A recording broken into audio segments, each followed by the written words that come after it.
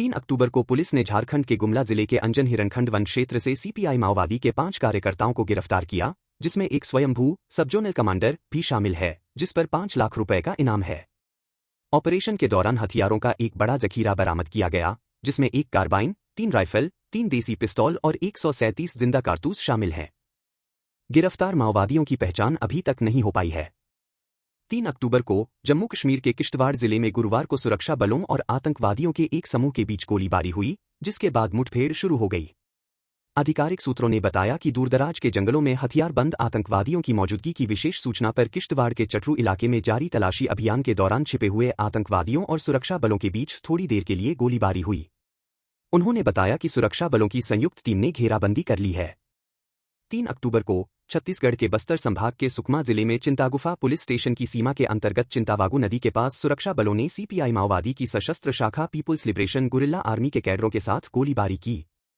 मुठभेड़ के बाद सुरक्षा बलों ने एक अस्थायी माओवादी शिविर को नष्ट कर दिया और घटनास्थल से हथियारों, गोला बारूद और विस्फोटकों का एक बड़ा जखीरा बरामद किया।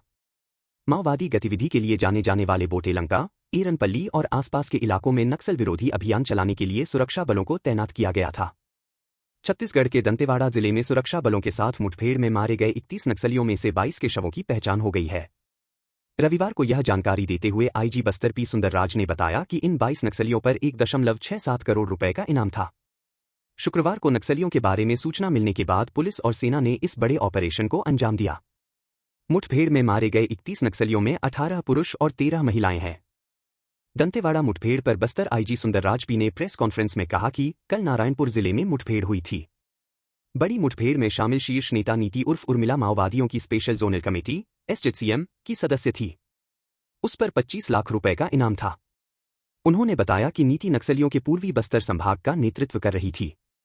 इनमें नारायणपुर, दंतेवाड़ा, बस्तर, बीजापुर और कोंडागांव शामिल है। आईजी सुंदरराज पी ने बताया, नारायणपुर जिले में हुई मुठभेड़ के बाद कुल 31 शव बरामद किए गए हैं। इनमें 18 पुरुष और 13 महिलाएं हैं। हथियारों की बरामदगी के हिसाब से डिटेल प्रोफाइलिंग का काम अभी भी जारी है। 1 LMG हथियार, 4 AK-47, 6 SLR और 3 इंसास बरामद किए गए हैं। इसकी फाइनल डिटेलिंग अभी जारी है। उन्होंने बताया कि मुठभेड़ के बाद भी सर्च ऑपरेशन जारी है। वहीं उन्होंने आगे बताया कि डीआरजी का एक जवान घायल है और फिलहाल वह खतरे से बाहर है। उसका रायपुर में इलाज चल रहा है। रायनपुर दंतेवाड़ा जिले की सीमा में थुलथुली और नींदूर गांवों के बीच अबूझमाड़ इलाके में पुलिस नक्सल विरोधी अभियान चला रही है। इसमें पुलिस के साथ सीआरपीएफ डीआरजी के बल शामिल हैं। पुलिस अधिकारी ने बताया कि मृतकों में 2 अन्य प्रमुख नक्सलियों की पहचान सुरेश सलाम और मीना मड़कम के रूप में हुई है, जो डिवीजनल कमेटी के सदस्य थे। दोनों पर 8 से 8 लाख रुपए का इनाम था। वहीं 8 नक्सलियों की पहचान people's liberation guerrilla army PLGA company number 6 के सदस्यों के रूप में हुई है, जबकि 5 की पहचान माओवादियों की क्षेत्रीय समिति के सदस्यों के रूप में हुई है। यह ऑपरेशन माओवादियों और उनके पूर्वी बस्तर डिवीजन और PLGA कंपनी के लिए बड़ा झटका है। छत्तीसगढ़ राज्य गठन के 24 साल बाद सुरक्षा बलों का यह अब तक का सबसे बड़ा ऑपरेशन है।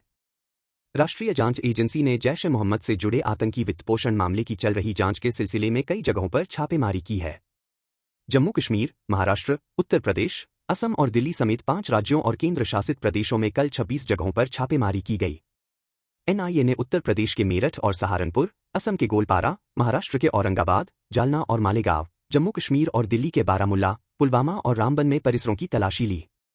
तलाशी के दौरान NIA की टीमों ने कई आपत्तिजनक दस्तावेज, इलेक्ट्रॉनिक डिवाइस, पर्चे और पत्रिकाएं जब्त की। कल जिन संदिग्धों के परिसरों की तलाशी ली गई थी, उनके खिलाफ आगे की सुराग और सबूत के लिए इनकी जांच की जा रही है। संदिग्ध व्यक्तियों को कट्टरपंथी बनाने और आतंकवाद से संबंधित प्रचार प्रसार में लगे हुए थे। उन्होंने जैश-ए-मोहम्मद से प्रेरित होकर युवाओं को जमात संगठन में भर्ती किया। NIA की जांच से पता चला है कि संदिग्धों ने युवाओं को पूरे भारत में आतंकी हमले करने के लिए भी प्रेरित किया।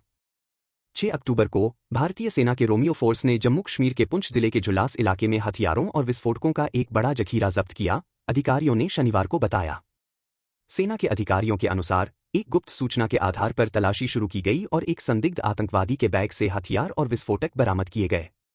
अधिकारियों ने कहा कि बरामद वस्तुओं में पाकिस्तानी मूल की AK-47 और पिस्तौल की गोलियां और RCIED, time destruction IED, stove IED के लिए विस्फोटक और चीनी ग्रेनेड जैसे परिष्कृत विस्फोटक शामिल थे। सेना ने एक बयान में कहा, 5 अक्टूबर को विश्वसनीय इनपुट के आधार पर भारतीय सेना के रोमियो फोर्स द्वारा जुलास क्षेत्र में एक बड़ा तलाशी अभियान शुरू किया गया, जहां तलाशी के दौरान एक संदिग्ध आतंकवादी का बैग मिला, जिसमें भारी मात्रा में पाकिस्तानी मूल की AK-47 और पिस्तौल की गोलियां और RCIED, time destruction IED, stove IED के लिए विस्फोटक और चीनी ग्रेनेड जैसे परिष्कृत विस्फोटक मिले। अधिकारियों के अनुसार सभी सामान काम करने लायक और उपयोग के लिए तैयार स्थिति में थे। उन्होंने कहा, चुनावों के सुचारू संचालन और आगामी चुनाव परिणामों को देखते हुए यह भारतीय सेना की एक बड़ी सफलता है, जिसने सुरक्षा ग्रिड को बाधित करने की किसी भी संभावना को नकार दिया है। उन्होंने कहा कि ऑपरेशन अभी भी जारी है। इससे पहले जम्मू में रिंग रोड घरोटा पर पुलिस और सेना द्वारा किए गए एक क्षेत्र वर्चस्व गश्ती दल को एक संदिग्ध विस्फोटक मिला था। बाद में बम निरोधक दस्ते की एक टीम द्वारा संदिग्ध विस्फोटकों को नष्ट कर दिया गया।